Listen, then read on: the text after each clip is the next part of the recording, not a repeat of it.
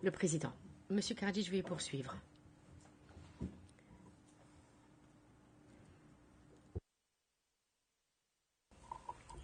Monsieur Karadzic, merci.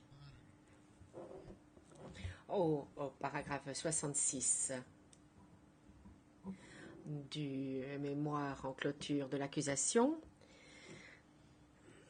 celle-ci a dit que Karadzic avait dit que le SDA avait l'intention de faire de Foča le centre européen de l'islam. Et cela a été annoncé avec force et ce plan a été préparé. Nous en avons traité au paragraphe 44 de notre mémoire et même au cours de l'époque communiste avant les élections en août 89, Ali Sendic, le père de Hassan Sendic, avait établi une formation paramilitaire à Foča qui s'était armée. Foča était une ville essentiellement serbe. Bon, la municipalité était sous majorité musulmane, mais ça ne compte pas vraiment. Ça peut se produire ainsi. D'avoir même aussi les Serbes et les musulmans au pouvoir. Et au paragraphe 357, dans la note en bas de page 1339, on dit que Stanisic, le ministre Stanisic, avait reconnu qu'il était en train de mettre en œuvre les ordres de Karadzic.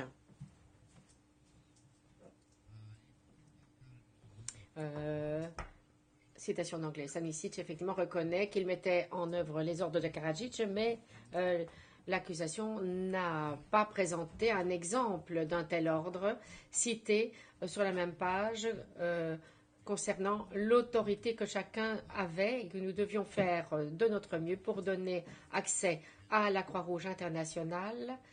Et vous avez envoyé ceci au ministère de la Justice, au MOUP et à l'armée.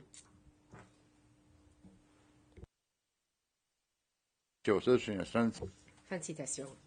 Dans la déposition de Stanisic, page 46 369 à 46 403, et également à la page 46 304, ou 70, pardon, du document 10-0103. Donc, c'était en fait une activité permanente. C'est un petit peu comme si vous aviez coupé une partie d'une plante et il n'y restait que l'épine. Donc, si vous omettez une partie importante d'un document ou d'une déclaration, ça donne le même effet. Vous enlevez la fleur, vous enlevez la partie la plus jolie de la plante et cette plante, tout d'un coup, devient une mauvaise herbe.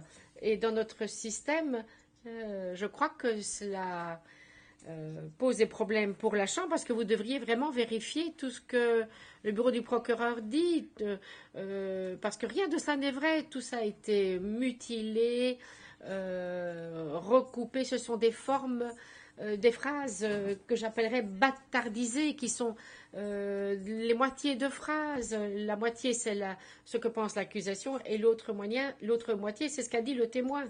Donc franchement, il est difficile d'avaler et d'accepter ce genre de méli-mélo. Au paragraphe 504, à la note en bas de page 1834, il dit, citation, de nombreux témoins ont affirmé qu'il y avait des communications au cours de la période qui nous intéresse. Fin de citation.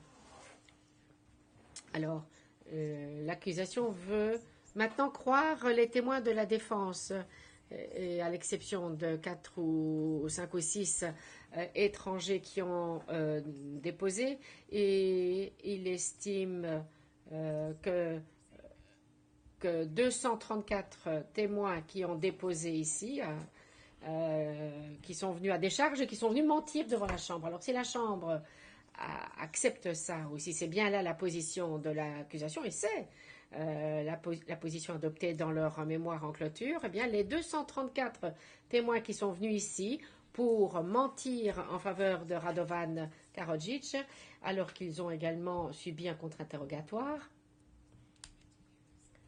20 ans après les faits sur lesquels ils sont venus déposer ici. Alors, il est clair que la justice internationale était morte-née. Et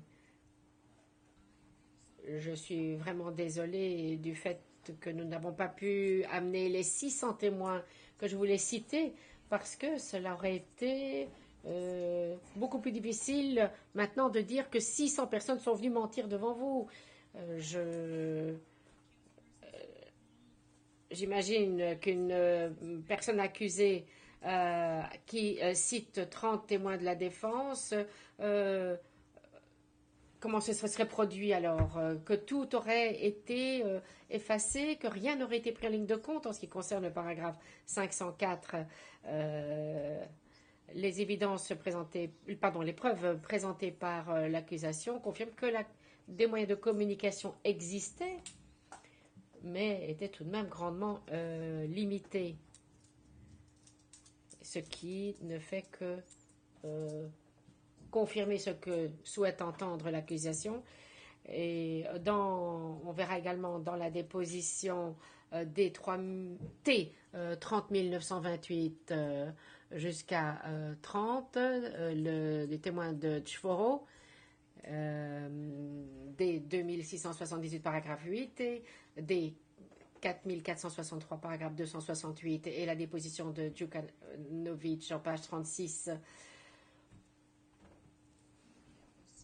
T 36 190/2. Je suis tout de même étonnée que l'accusation n'a même pas le courage ou même un peu de souplesse d'abandonner des prétentions complètement ridicules.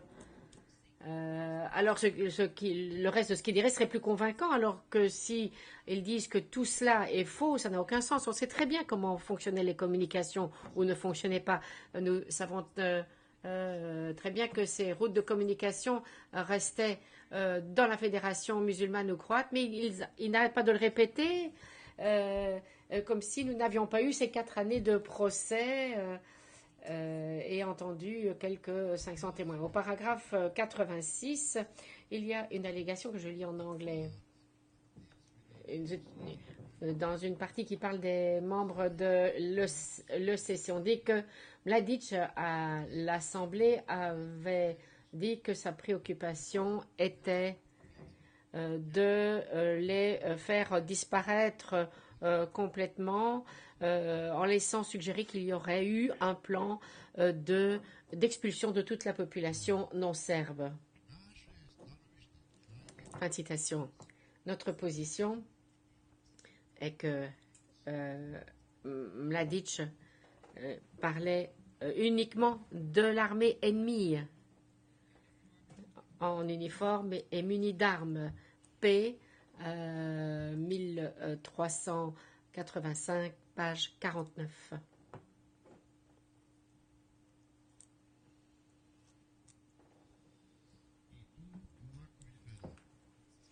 Et voilà comment ceci se présente. Citation. L'ennemi auquel on est confronté se renforce tous les jours et le fait que l'ennemi à Jepa, Mostar, Goražde, Srebrenica, Oraje, Bihac, Klabucha, Tejan, Zenica ou Sarajevo n'imagine même pas se rendre, signifie qu'ils sont déterminés à combattre jusqu'au dernier. Ils nous ont déclaré la guerre. Ils ont fait une déclaration commune et l'ont annoncé en public. Ils ont déclaré la guerre. Ils mènent cette guerre, mais ceci n'est pas ma préoccupation. Ma préoccupation n'est pas qu'ils créent un État. Ma préoccupation est qu'ils disparaissent complètement. Ovdje smo čuli generala Džambazovića. Fin de citation. Nous avons entendu là le général Djambazovic et il a déclaré clairement que l'objectif de guerre de l'armée de Bosnie-Herzégovine était de libérer la moindre parcelle de Bosnie-Herzégovine. Mais de libérer la Bosnie-Herzégovine de Serbes, quoi d'autre, pas de moustiques. Et donc, les Serbes seraient expulsés, comme le président Tudjman l'a déclaré à Holbrooke, mais malheureusement, cela n'a pas été admis comme élément de preuve. Et comme Gahanic l'a dit, nous allons les marginaliser. Mladic ne parle pas des aspects politiques ou des aspects économiques. L'armée de Republika Srpska a souffert de critiques injustifiées de ma part. Nous avons entendu un membre de l'état-major principal ici qui a déclaré que le président, notamment, nous a critiqués pour être si militants. Mais que peut faire une armée à part être militante? C'est la nature même d'une armée.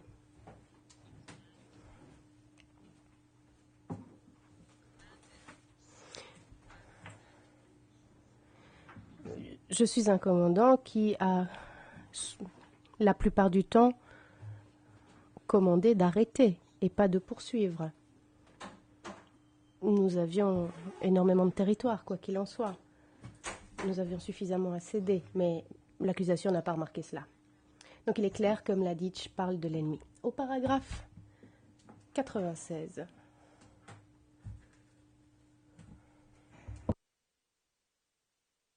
Naočali mi nisu adekvatne. Pa ću se vratiti na taj...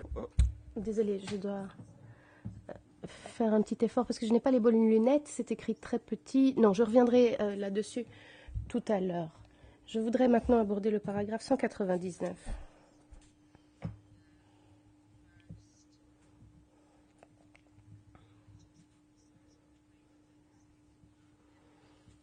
C'est le premier corps du général Talic qui a expulsé les Serbes de la Krajina. Le document est daté, nous l'avons abordé dans les paragraphes 16 668 à 1025, dit le compte-rendu, et au paragraphe 1206 à 1209.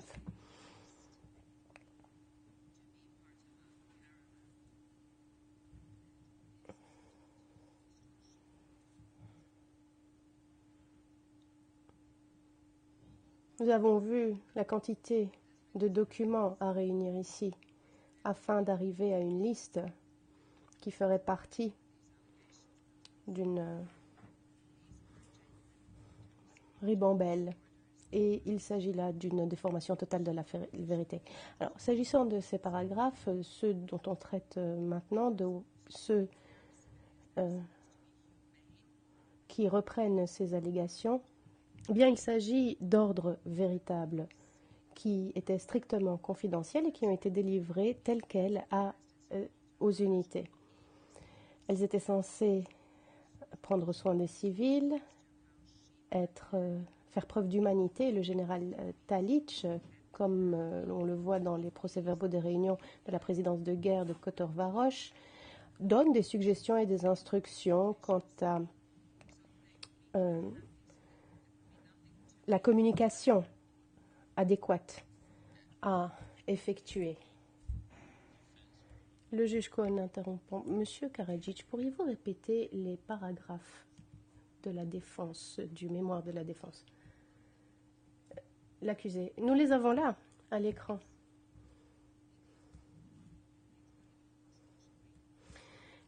Les paragraphes de la défense reviennent sur le paragraphe 199 du mémoire de l'accusation. Et ce sont les paragraphes 1668 à 1205. Et ensuite, les paragraphes, le juge Cohen interrompant.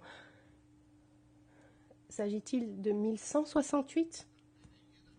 L'accusé. Non, non. 1668. Hvala, ekscelencijo, vi ste zaista. Excusez-moi. Ah non, finalement non, vous aviez raison, c'était 1168. Merci, merci Monsieur le Président de m'avoir corrigé. 1168 à 1205. Please continue. Le juge Cohn, veuillez continuer. L'accusé. Dans les notes de bas de page de ces paragraphes, nous retrouvons les documents qui ne sont pas des documents de propagande parce que ce sont des documents strictement confidentiels, des ordres visant à protéger. Et je ne connais personne au sein des dirigeants qui ait voulu faire du mal aux musulmans ou aux Croates. En tant que communauté, et encore moins aux civils qui vivaient dans notre secteur. Ils pouvaient rester là jusqu'à la fin de la guerre, du moins ceux qui ne voulaient pas combattre. Au paragraphe 228 et 229, l'accusation avance que le SDS distribuait des armes avec la JNA, ce qui suggère que le SDS et la JNA, ensemble, accomplissaient un plan criminel commun parce que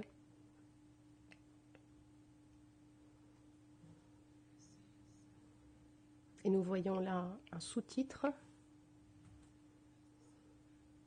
qui fait référence à certains paragraphes du mémoire en clôture du bureau du procureur, à savoir que Radovan Karadzic soutenait le recrutement opéré par la JNA. Nous avons répondu à cette allégation dans notre document portant la cote P 979, plus particulièrement dans l'une de ces notes de bas de page, qui est un rapport d'une région militaire. Et je vais donner lecture en anglais. Je cite, population au sein de la JNA. Le commandement de la région a reçu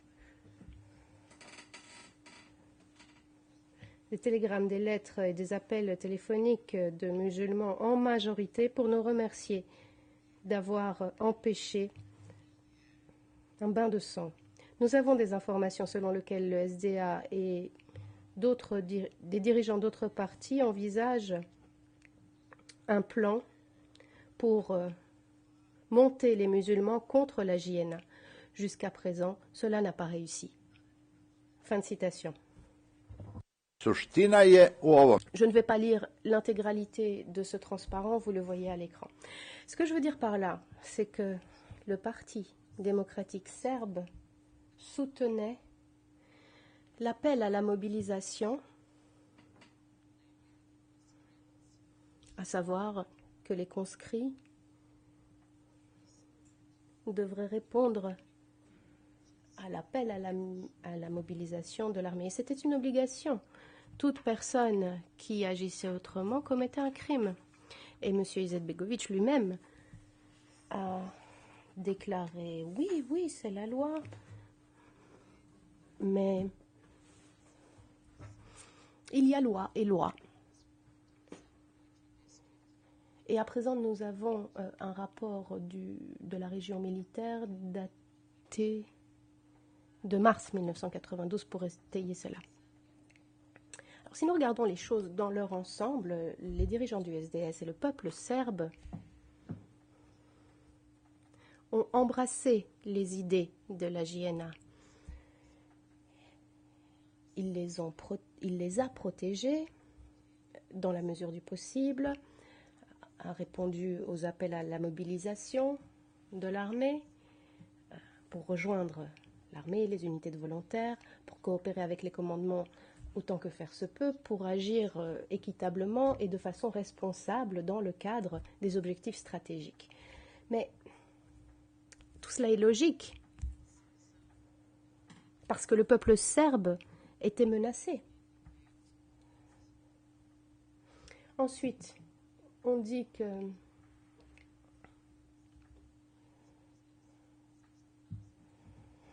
les dirigeants du MOUP qui se sont exprimés à la télévision ces derniers jours indiquent que les groupes ethniques de cette république sont bien armés, conformément aux lignes du parti. Pour les musulmans, environ 60 000, les Croates 35 000, les Serbes 25 000, etc. Les Serbes qui ont répondu à l'appel à la mobilisation de la JNA ont reçu des armes. Ils se trouvaient dans les forces réservistes, ce n'étaient pas des paramilitaires. Mais il y a encore 20 000 personnes qui se sont procurées des armes via cette procédure. Sinon, la JNA n'aurait pas indiqué ce chiffre. Nous avons également entendu que des réservistes en Yougoslavie avaient toujours eu le droit de prendre les armes et d'endosser les uniformes et de les emmener chez eux parce qu'ils étaient toujours de garde. D'après la législation sur la défense nationale et l'autodéfense sociale, chaque conscrit dans l'armée avait pour obligation d'agir en cas d'attaque sur le pays sans attendre un appel à la mobilisation. Et cette législation ne fait pas de distinguo entre les civils et les soldats. Et ce procès a été entamé au motif que nos armées professionnelles vivaient dans des casernes, qu'elles étaient hautement entraînées, bien équipées.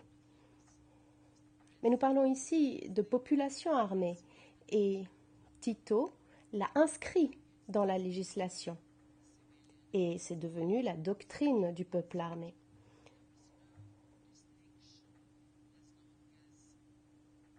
Et ce n'était pas le seul à le penser. Le général Rajic a déclaré que c'était dans la logique de la guerre. Lorsque des voisins s'affrontaient entre eux, lorsque des civils s'affrontaient entre eux, lorsque des soldats s'affrontaient entre eux, il n'y avait pas de distinction tant que la population était en âge de porter les armes. Et l'accusation devrait examiner nos lois et voir si ce qu'elle nous reproche était parfaitement légal ou pas. Dans une des conversations interceptées, celle qui porte le numéro 87, l'un des intervenants est le ministre Mandic qui, à la pièce P1149 et P1143, aurait dit que les Turcs devaient rester encerclés, qu'on devait les faire mourir de faim, qu'ils devaient être expulsés. Alors, s'agissant de la pièce P1149, Mandic informe expressément son interlocuteur que les conversations sont en cours d'écoute. L'interlocuteur informe Mandic des évolutions à Visoko, qu'il ne veut attaquer personne, mais que les musulmans avaient donné l'assaut en premier. Et qu'à cause de cela, 14 personnes avaient été tuées. Mandic parle de la façon dont les musulmans avaient menti lorsqu'ils avaient dit qu'ils n'avaient pas porté d'attaque, qu'ils les avaient vus,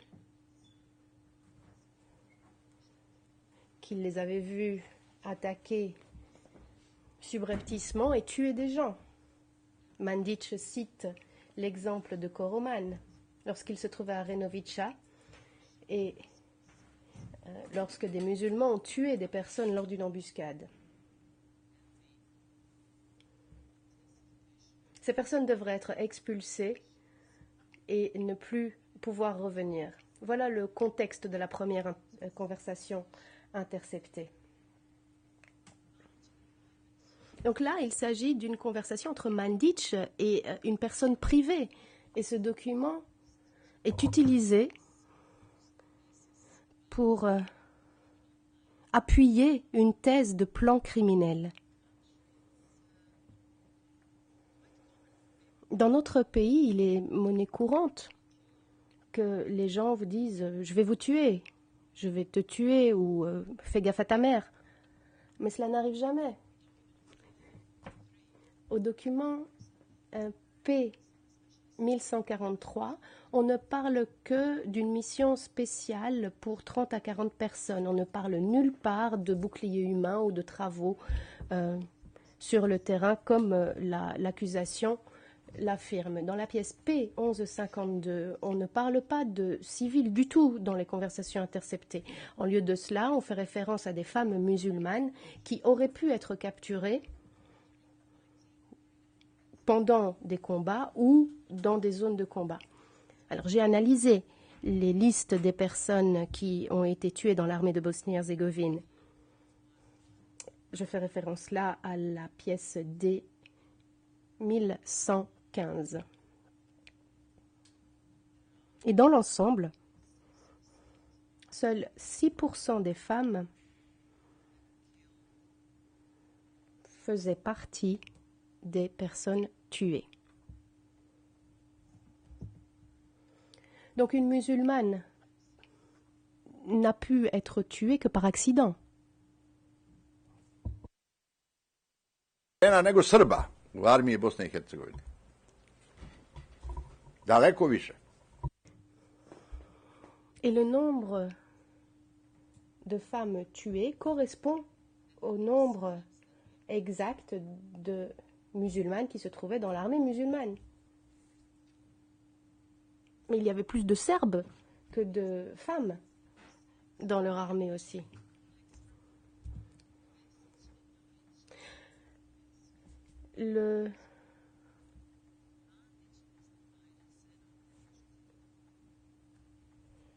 La pièce P 1103 est une conversation interceptée entre d'anciens collègues du MUP, Mandic, et des Croates, Kvesic et Stojic.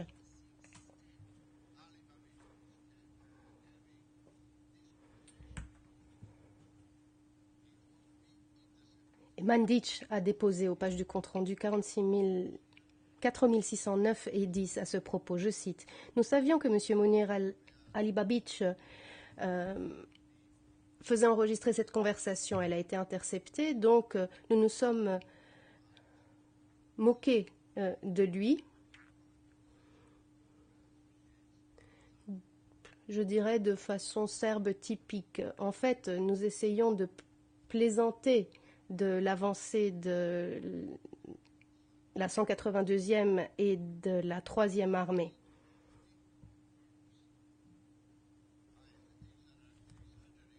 Donc, il s'agissait plus d'une conversation humoristique d'anciens camarades.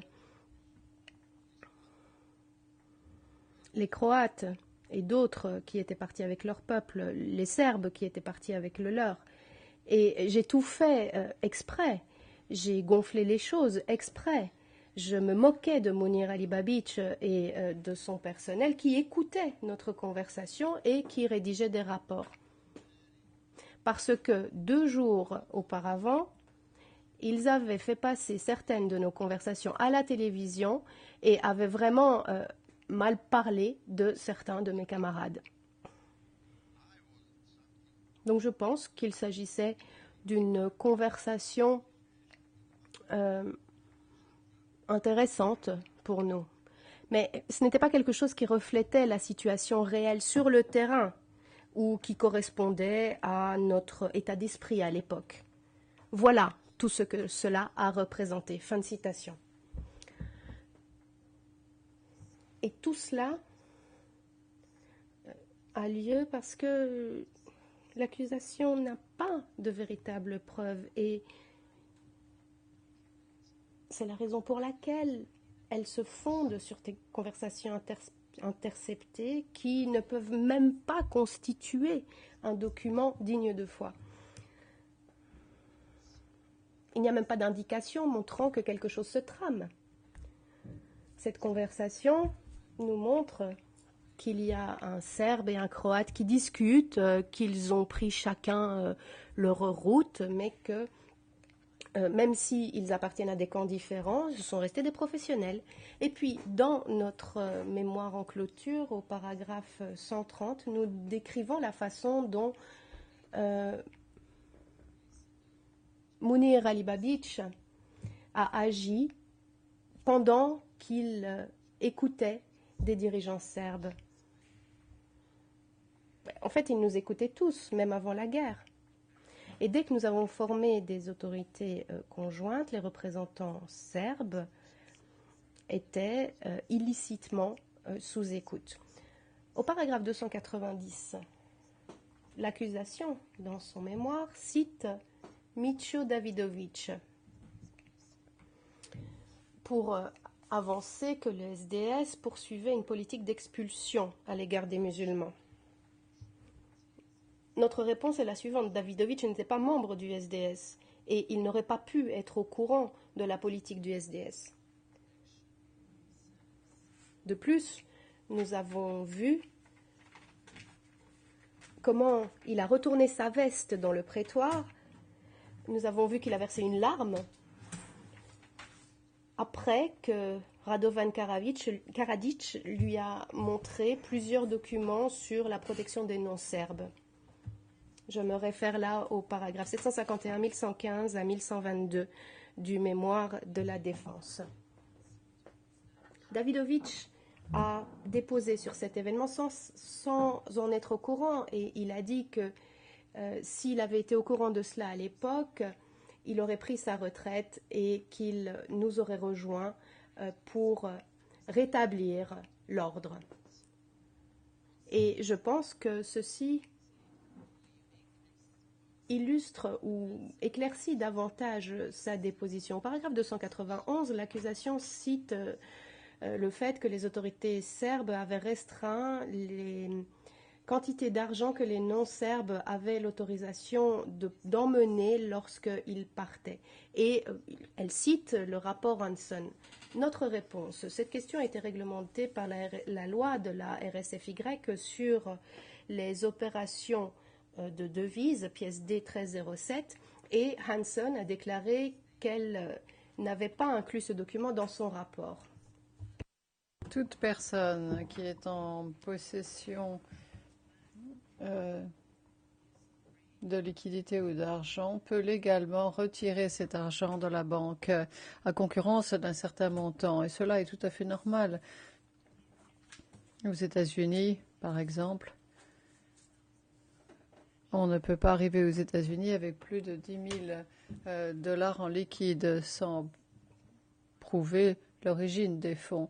Mais il faut lire ce document pour comprendre que ceci était parfaitement conforme à la loi. Au paragraphe 94, on dit que la politique qui consistait à renvoyer les non-serbes était dictée depuis Palais. Ce que nous disons, nous, c'est que les allégations de Radic devant le tribunal sont réfutées par des documents d'époque de 1992, éléments que nous avons abordés au paragraphe 1001 à 1016. Radic a fourni des éléments de preuve en vertu du 92 ter et il s'est efforcé d'expliquer que Karadzic et Krajnik l'ont critiqué parce qu'il n'avait pas nettoyé Banja Luka. Mais il a dit que c'est elle qui a soulevé la question. Et je n'ai jamais parlé de cela moi-même. C'est un homme qui n'était pas en très bons termes politiques avec nous, mais cet homme était très juste envers les musulmans et les Croates. Cette déposition lui a été soustraite par la force. Vous verrez cela au paragraphe où Radic a été soumis littéralement à de mauvais traitements. La personne qui a pris sa déposition à Banja Luka le considérait comme une vache à lait et essayait de soutirer de lui un nombre plus important d'éléments d'information. Et l'accusation ici dans le prétoire a dit que finalement, il a dit ce que eux souhaitaient qu'il dise. Et Radic a dit « Je me suis opposé au remplacement des membres de l'exécutif et des directeurs qui n'étaient pas des Serbes et j'ai invoqué l'autorité de Karadzic. J'ai utilisé son nom pour protéger les directeurs non serbes, les hommes d'affaires non serbes Et j'ai également été critiqué.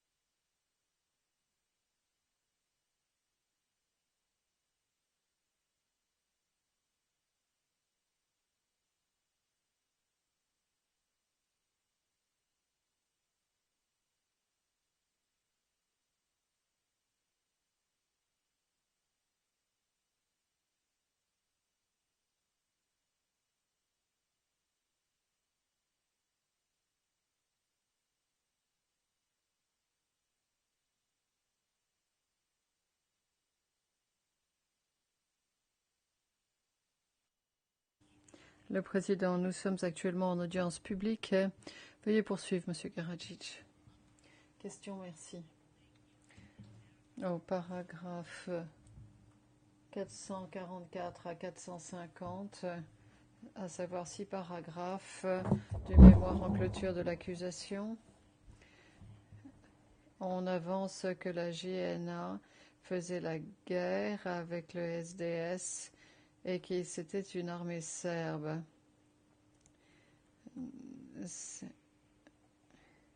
Nous avons abordé cette question dans notre mémoire en clôture au paragraphe 378 à 383 et au paragraphe 448 du mémoire en clôture de l'accusation.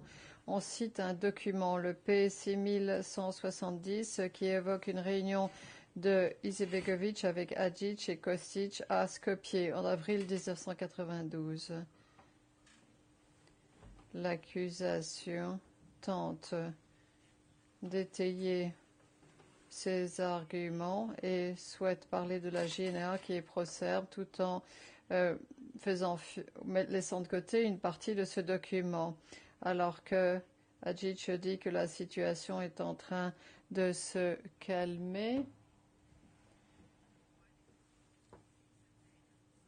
Tout le monde, en somme, est en train de combattre l'armée musulmane. Dans certains endroits, les bérets verts ou la Ligue patriotique, etc. Mais d'après nos informations, ils ont quelques 50 000 hommes. Dans certains secteurs, on l'appelle l'armée d'Aliya. Et ensuite, il ajoute qu'il y a des forces paramilitaires qui représentent quelques 35 000 hommes.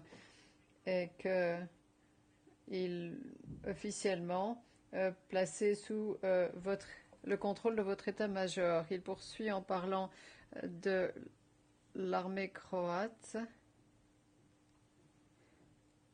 d'occupation de la République de Croatie qui était en Bosnie quasiment tout le temps. Et je ne vais pas lire tout cela, mais ceci a été versé par l'accusation. Et Hadžić dit ouvertement qu'il y a une erreur parce qu'il ne coopère pas et que sur le territoire de la Bosnie-Herzégovine, il y a moins de 15% de la population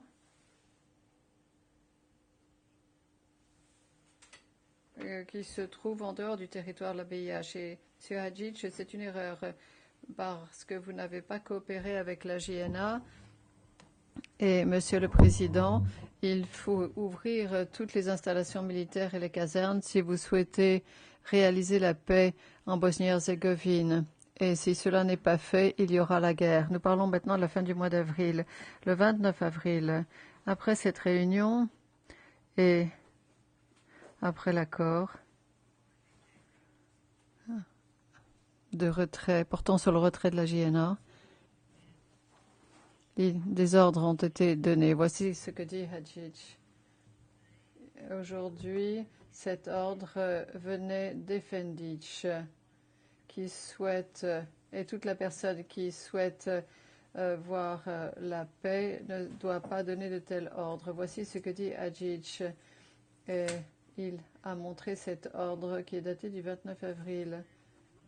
Et un ordre analogue a été donné le 12 avril. Il s'agit d'un ordre qui, en réalité, a été la raison pour laquelle on a pris le contrôle d'une partie de la ville de Prijedor. Il s'agit d'un document qui a été envoyé par Telex à tous les postes et les Serbes qui travaillaient à ces postes savaient ce qui se préparait compte tenu de cet ordre. Et Hadžić parle ici de l'ordre Defendić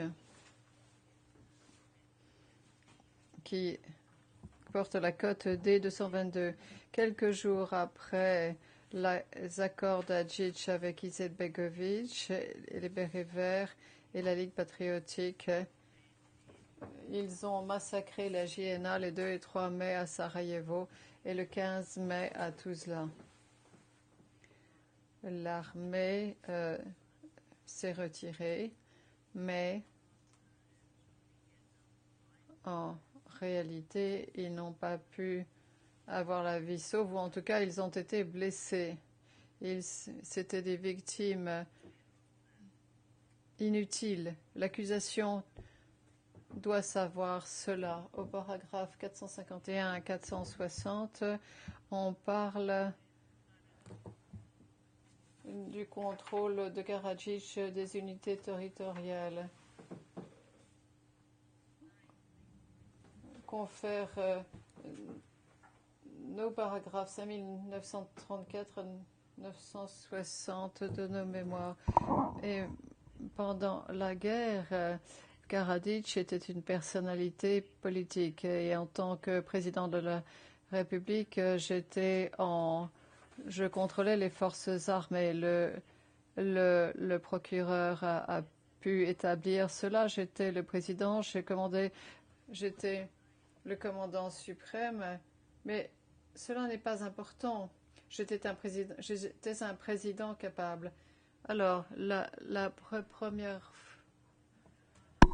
Monsieur Harmon ou Monsieur Tiger, je ne sais plus, ont été les premiers à dresser cet acte d'accusation contre moi.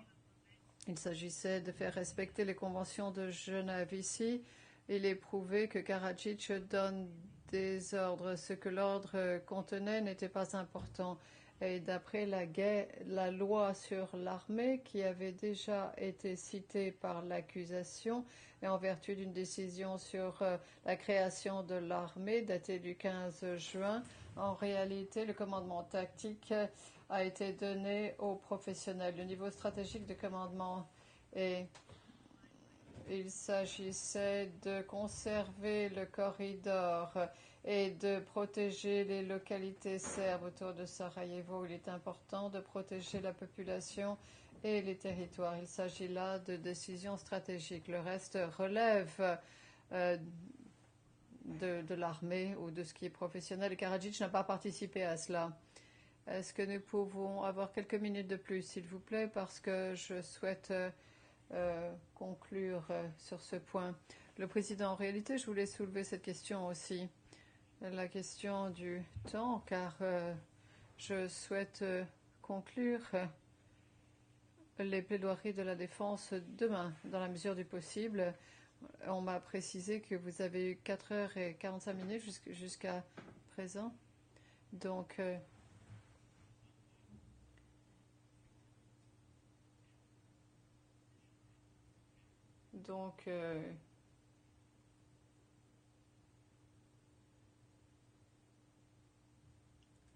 grossièrement, un peu moins que le temps qui vous a été alloué. Donc, 15 minutes supplémentaires. Je crois que cela devrait pouvoir se faire. Je remercie les personnes qui nous assistent pour leur indulgence. Je vous remercie beaucoup. Au paragraphe 461 à 482, l'accusation évoque la question des volontaires et des paramilitaires. Et je peux apporter un complément d'information au point 2 à la question numéro 2 posée par les juges de la Chambre. La question des paramilitaires est quelque chose que nous avons abordé dans nos paragraphes de notre mémoire en clôture. de 384 à 389 et 1052 à 1131. Je peux en fait faire valoir quelques faits basiques et faire quelques commentaires pour expliquer notre position. La Chambre de première instance, je recommande au juge de la Chambre de regarder l'intégralité du compte-rendu d'audience.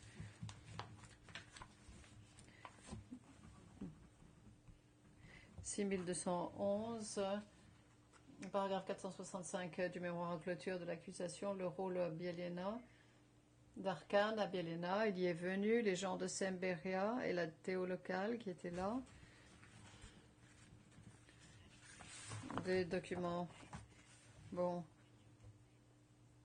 Et les musulmans dirigés par le SDA. Et il y avait des mercenaires du Kosovo, il y avait des tireurs embusqués qui tiraient sur les Serbes de la région Sanjak et Kotar-Jvarok et les massacraient. Et ensuite, les Serbes ont pu rentrer chez eux. La compte-rendu montre que la délégation à Beljega était là pour représenter la Bosnie-Herzégovine. Il y a Biljana Plavšić, le ministre de la Défense, et Fikret Abdić.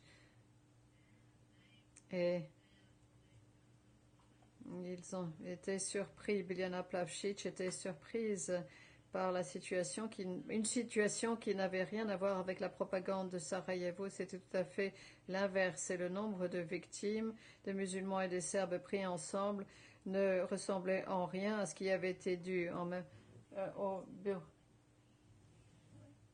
De même, numéro du paragraphe omis, le bureau du procureur allègue à la pièce P3105 que Mladic et Arkan étaient en train de tuer la population. Dans le document, il est bien précisé qu'il s'agit de rumeurs. Au paragraphe 477, il est dit que précédemment, Maler Bulatovic soutenait les unités paramilitaires et le document P 6165 a été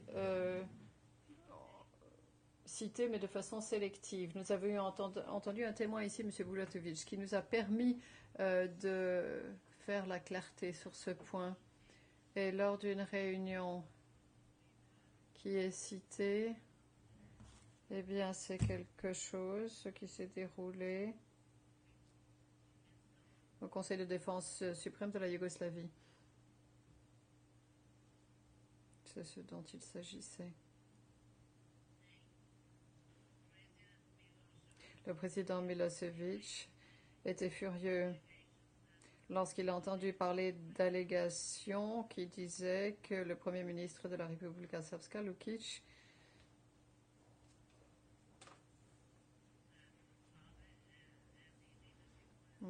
que Palais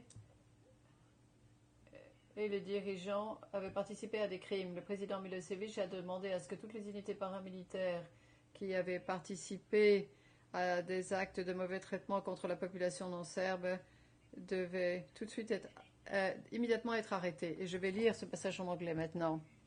Notre police a arrêté Lukic et il est maintenant derrière les barreaux. Nous ne devons pas parler de cela, car nous souhaitons arrêter d'autres personnes également. C'est un meurtrier et un criminel.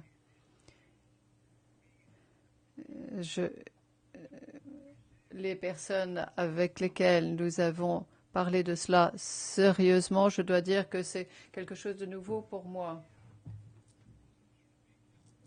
Ceux qui avancent l'idée que les musulmans doivent être tués et chassés de cette région, nous n'avons rien à dire à de telles personnes. Tout d'abord, cet État ne comprend pas simplement des gens de Serbie et du Monténégro. Il y a également des Croates, des musulmans et des Hongrois, ainsi que 38 autres nationalités qui vivent dans le pays. Si nous ne cessons de parler de Serbes et des Monténégrins, à ce moment-là, nous ne faisons que prôner l'idéologie fasciste en vertu de laquelle tous ceux qui ne sont pas des Serbes et des Monténégrins sont des citoyens de deuxième rang, ce qui est contraire à notre constitution. La Serbie est un État démocratique et tous ses citoyens. Qui appartient à tous les citoyens. Nous sommes l'État de tous les citoyens. La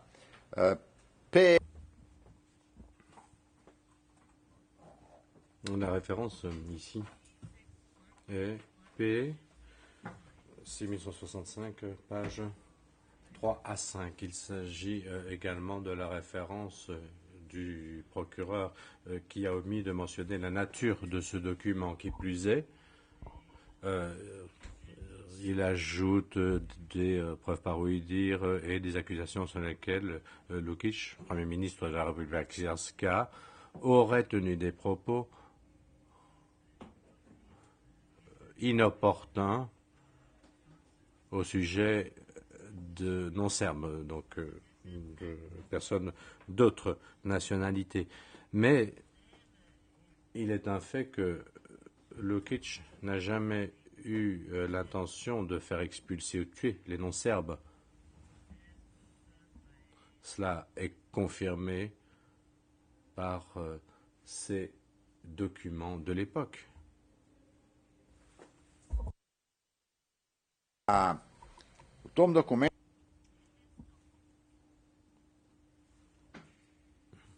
Dans ce document, dès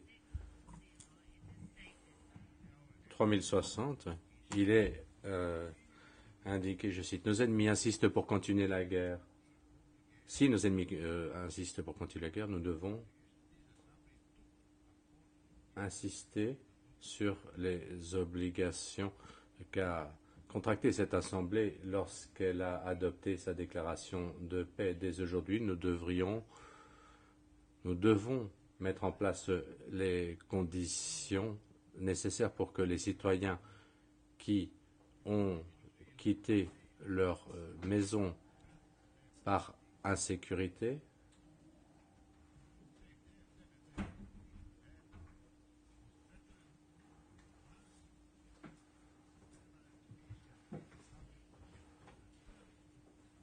puissent, une fois la paix rétablie, retourner en République Srpska. Nous devons garantir à tous les citoyens de toutes les nationalités tous les droits au titre de la Constitution et des lois.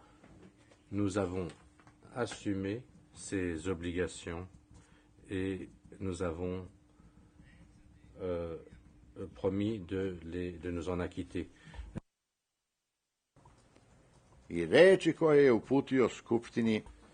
Le Premier ministre Lukic et le programme du gouvernement et son allocution devant l'Assemblée 2 mois avant tout cela. Voilà ce que c'est. Avant donc ces calomnies de M. Lukic devant la présidence du Luxembourg, de la Yougoslavie. Voilà ce que ça dit. Et même la répartition d'aide aux musulmans et les Croates est quelque chose qui devra attirer l'attention de la Commission, dont devra s'occuper la Commission.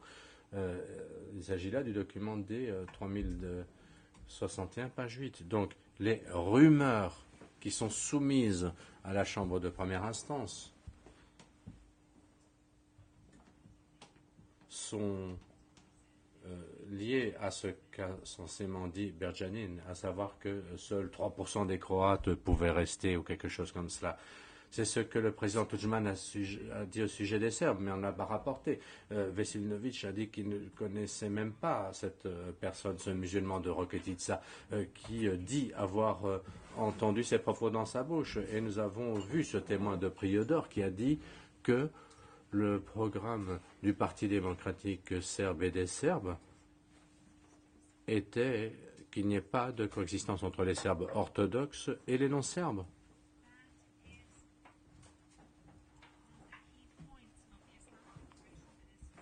C'est l'un des points clés de la déclaration islamique qui nous est attribuée, au même titre que la maxime de Tudjman nous est attribuée, à savoir que seuls 5% de ceux qui n'appartiennent pas à la communauté peuvent rester. Aucun des Serbes n'a tenu de tels propos. Voilà. C'est ça. Voilà la situation où l'on présente des ouï-dire, des rumeurs, des calomnies comme des preuves. Puisqu'il n'existe aucune preuve digne de ce nom dans des documents ou dans des actes. Des plaisanteries, des allusions, des sarcasmes, de l'ironie, cela aussi est repris, interprété de manière littérale et soumis à la Chambre de première instance comme des preuves contre les Serbes. À l'époque, on nous avait déclaré la guerre. Et il y avait 2 fois plus de musulmans et de Croates que de Serbes en Bosnie-Herzégovine. Et leurs armées étaient engagées. Et l'OTAN et leurs services secrets et l'aide à la reconnaissance dont il faut tenir compte également. Et la force de déploiement rapide, puis les frappes aériennes qui apportaient également leur concours. Madame et messieurs les juges, les Serbes étaient acculés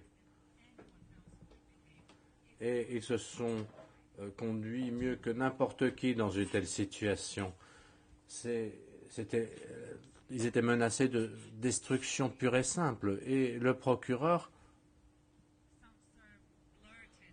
nous dit qu'un Serbe a dû tenir tel ou tel propos dans un contexte familier, dans un contexte privé. Mais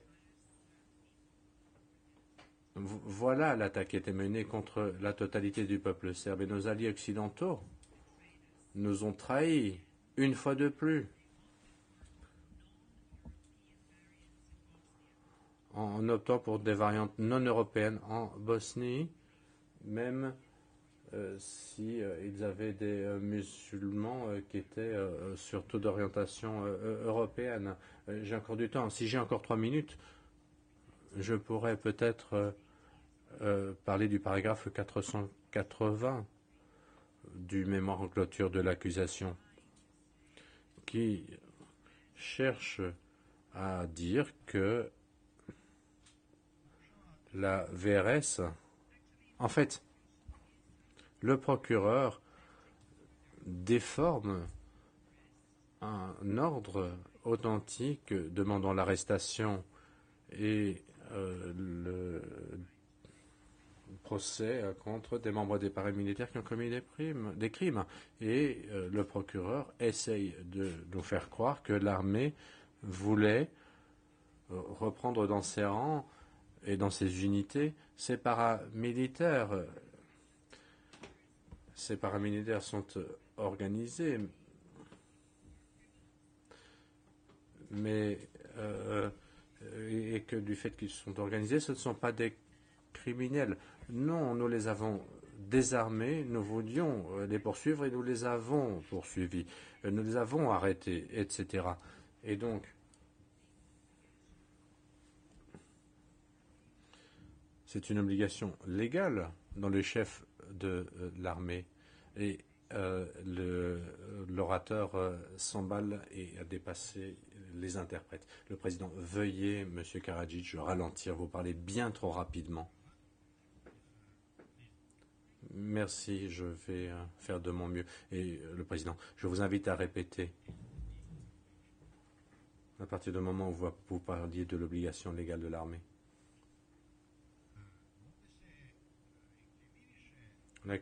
L'accusé.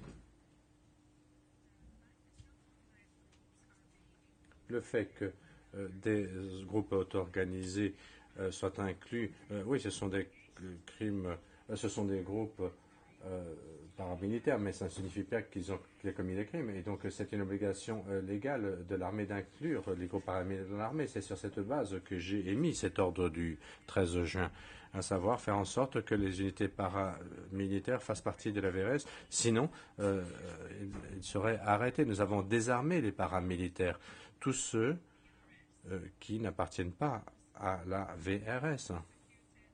Et nous les avons arrêtés, avons engagé des poursuites contre eux, etc., dans toute la Republika Srpska. et il y a des documents qui l'attestent. 480, c'est le dernier paragraphe dont je parlerai. Le procureur dit que Veljko Milošević a terrorisé les musulmans après Niavor, avant la guerre.